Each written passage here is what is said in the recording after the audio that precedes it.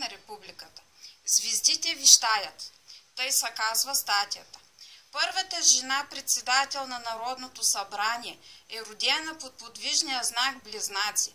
Слънцето й се намира там и показва качествата й на адаптивност. Връзката между Юпитер и Венера пък сочи добър социален и финансов статут. Напрегнатият аспект между Марс и Сатурн отрежда ръководна позиция и човек с много високи изисквания, понякога непосилни за другите. Хороскопът на председателя на парламента помага за победа на изборите.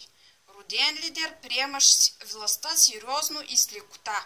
Такава е Цецка Цачева според наталната й карта, която дава личния хороскоп на кандидат-президента на ГЕРБ.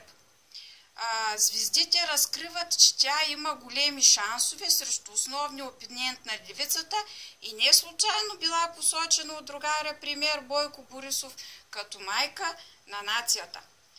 Астролозите изтъкват, че в същото време Слънцето в Близнаци показва адаптивност, любознателност, понякога раздразнителност. В аспект с планетата на внезапните промени Уран кандидатът на ГЕРБ може да се прояви като експериментатор с кауза. Те изтъкват, че Луната в знака Лъв при Цачева издава амбициозност и желание за изтъкване. И за да завърша, тук е едно включване от госпожа Караянчева по повод той, че 17 номер ще бъде Цецка Цачева там, където ще трябва да зачерпваме квадратчетата. Нумерологична прогноза. Номер 17 в бюлетината е добър номер. Още повече, че цифрата 1 е началото. Ние първи се регистрирахме. Тя означава смелост, амбиция, 7 и мъдрост и късмет, а двете заедно 7 плюс 1 правят 8, а знаете, че 8 е числото на майката. Смятам, че Цецка Цачева влиза напълно в това определение.